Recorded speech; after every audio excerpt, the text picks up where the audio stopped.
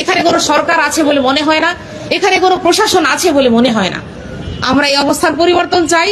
2/3 majority নিয়ে সরকার গঠন করলেও প্রজাতন্ত্রের মন্ত্রী ও এমপিদের নির্দেশনা কিংবা ফরমায়েশি হুকুম মানছে না প্রশাসন।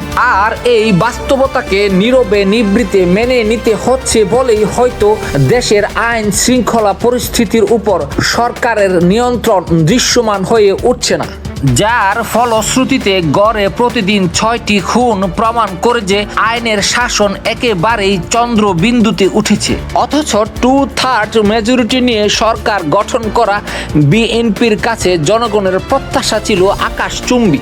কিন্তু বাস্তবতা হচ্ছে রাষ্ট্রের প্রশাসনিক অবকাঠামো, সরকারি কর্মকর্তা কর্মচারী কিংবা কোনো দপ্তরই মন্ত্রী এমপিদের নির্দেশনা কিংবা ফরমায়েশি হুকুম সরাসরি আমলে নিচ্ছে না। অর্থাৎ প্রজাতন্ত্রের কর্মকর্তা কর্মচারীরা সরকারি ভাবনা এবং সরকারি ফরমায়েশি হুকুমগুলোকে আনঅফিশিয়ালি আর ডিল করতে চাচ্ছে না। অর্থাৎ আইনগত নীতিমালা, রাষ্ট্রীয় প্রক্রিয়া এবং অফিসিয়াল ডিক্লারেশন ছাড়া সরকারকে সহযোগিতা করতে চায় না প্রশাসন কিংবা প্রজাতন্ত্রের কর্মকর্তা কর্মচারীরা।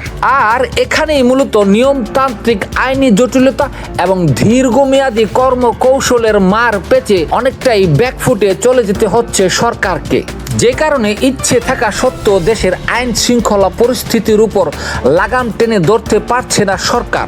বস্তুত বাংলাদেশের প্রশাসন এবং বাংলাদেশের সরকারের মধ্যে সম্পর্কের বিষয়টি বরাবরই জনগণের কাছে প্রশ্নবিদ্ধ ছিল।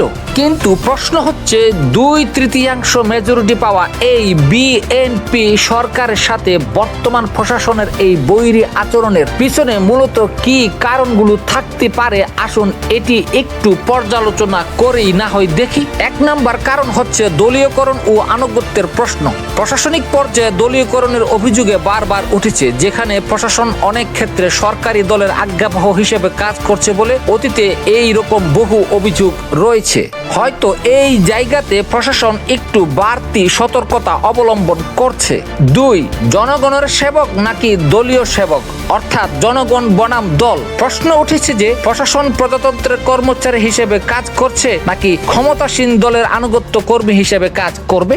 হয়তো এই জায়গাতেও প্রশাসন সরকারের একটি স্পষ্ট লিখিত নির্দেশনা চাচ্ছে, যা সাংবিধানিক জটিলতা তৈরি করবে। 3, প্রশাসনের ভিতরে নিরপেক্ষতার অভাব। অবাধ ও সুষ্ঠু নির্বাচন বা নিরপেক্ষ কাজের ক্ষেত্রে প্রশাসনের সক্ষমতা নিয়ে প্রশ্ন ওঠে বারবার, কারণ প্রশাসন কার কথা শুনবে, নিজেদের নাকি সরকারের, তা নিয়ে তাদের নিজেদের ভিতরেই চরম বিতর্ক সৃষ্টি হয়ে থাকে। 4, প্রশাসনের কর্মকর্তা কর্মচারীদের রাজনৈতিক সম্পৃক্ততা, অর্থাৎ প্রশাসনে রাজনৈতিক নিয়োগের কারণে প্রশাসনের উচ্চপদস্থ কর্মকর্তা কর্মচারীরা একটি রাজনৈতিক দলের এজেন্ডা হিসেবে কাজ করে, যা পরবর্তীতে সরকার পরিবর্তন হলে এর প্রভাব লক্ষ্য করা যায়।